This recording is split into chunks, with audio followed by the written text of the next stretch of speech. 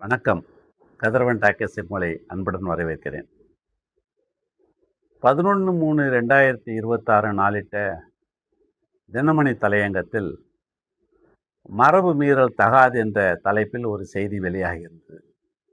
அந்த செய்தியை ஒட்டி தான் இன்று நாம் விவாதிக்க இருக்கின்றோம். அந்த தலையங்கத்தில் பொதுவெளியில் அரசியல் தலைவர்கள் எப்படி நாகரிகத்துடன் நடந்து கொள்ள வேண்டும் என்று எடுத்து காட்டப்பட்டுள்ளது. நமது நாடாளுமன்ற மரபு என்பது ஆங்கிலேயர்களுடைய வழக்கத்தை ஒட்டி, அதாவது மன்னருக்கு அங்கே எப்படி மரியாதையோ அதை போல இங்கு குடியரசுத் தலைவருக்கு, பொதுவெளியில் மற்ற நாட்டு தலைவர்கள் வந்தாலும் அத்தகைய உரிமை குடியரசுத் தலைவருக்கு அளிக்கப்படுகிறது. நமது நாட்டில் குடியரசுத் தலைவர் தான் குடியரசு தினத்தன்று தேசிய கொடி ஏற்றி வைக்கக்கூடிய தகுதியை பெறுகிறார். அன்றைய தினம் அவருக்கு பல்வேறு வகையான மரியாதைகள் அன்றைய வைஸ்ராய்க்கு கொடுக்கப்பட்டது போல இருந்து வருகிறது. இந்த சூழலில் இருவேறு செய்திகளை அந்த தலையங்கம் கூறுகின்றது. ஒன்று, RN ரவி தமிழகத்தில் திராவிட முன்னேற்ற கழக அரசுடன் எப்படி ஒரு முரண்பாட்டு போக்கை கடைபிடித்தார் என்பதும், அவர் சட்டப்பேரவையில் அரசின் பட்ஜெட்டை படிக்க மறுத்து வெளிநடப்பு செய்ததையும், திராவிட முன்னேற்ற கழக அரசு அனுப்பி வைத்த மசோதாக்களுக்கு ஒப்புதல் தராமல் அதை திருப்பி அனுப்பியதையும், அதன் பின்னர் திராவிட முன்னேற்ற கழக அரசு உச்ச நீதிமன்றத்தை அணுகி அந்த மசோதாக்களுக்கு அனுமதி பெற்று தந்ததையும் குறிப்பிட்டுவிட்டு, இப்படிப்பட்ட மோதல் போக்கை கடைபிடித்த RN ரவியுடன் தமிழ்நாடு முதலமைச்சர் மாண்புமிகு முத்துவேல் கருணாநிதி ஸ்டாலின் அவர்கள் எத்தகைய போக்கை கடைபிடித்தார் என்பதை மிக தெளிவாக எடுத்து காட்டியிருக்கிறார்கள். எப்படியோ மோதல் இருந்தாலும் இந்த ஆளுநர் இந்த மாநிலத்தை விட்டு மாறுதலாகி செல்லும் பொழுது ஆளுநரை சென்று சந்தித்து அந்த மரபு மீறாமல் அவரை வழியெடுத்து வைத்த அந்த மாண்பினை எடுத்து காட்டியிருக்கிறார்கள். இங்கே தினமணி ஒரு செய்தியை, அதாவது மோகன் பகவத் குறிப்பிட்ட செய்தியை குறிப்பிட்டுவிட்டு, ஆனால் தமிழ்நாடு முதல்வர் அவருடைய நடவடிக்கைகள், அவர் எதிர்க்கட்சிகளை எதிரி கட்சிகளாக கருதாமல் எல்லோரும் நண்பர்களாக கருதக்கூடிய அந்த செயல்பாட்டினை கோடிட்டு காட்டாமல் மோகன் பகவத் கூறியதை மட்டும் எடுத்து காட்டியிருக்கிறார்கள்.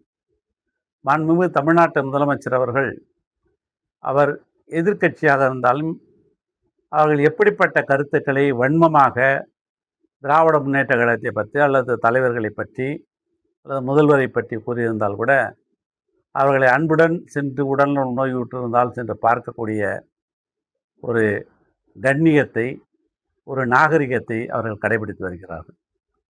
அதற்கு எடுத்துக்காட்டாக கேரள ஆளுநர் ஆரிஃப் முகமது கான் அவர்கள் மாதுராய் சென்ற பொழுது அந்த மாநிலத்தில் அவரை வழி அனுப்பி வைக்கவில்லை என்பதை மேற்கோட்டு கண்டார்கள்.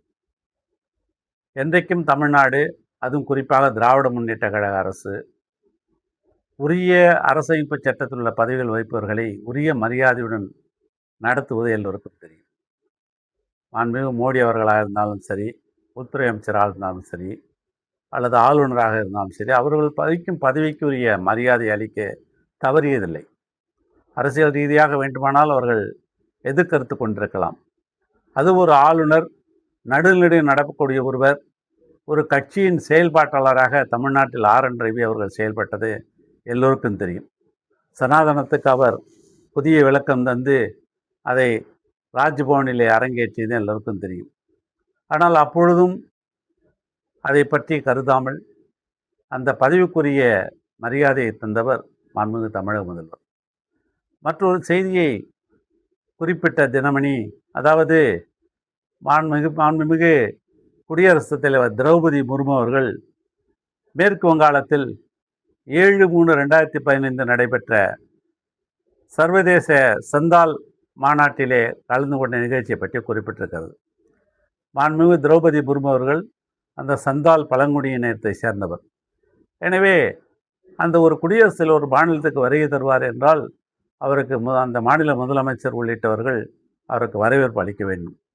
ஆனால் இங்கு ஆரம்பத்தில் சிலிகுரி மாநிலத்தில் சிலிகுரி மாநில பகுதியில் உள்ள பித்தன் நகரில் குடியரசுத் தலைவர் நிகழ்ச்சிக்கு அனுமதி கோரப்பட்டது.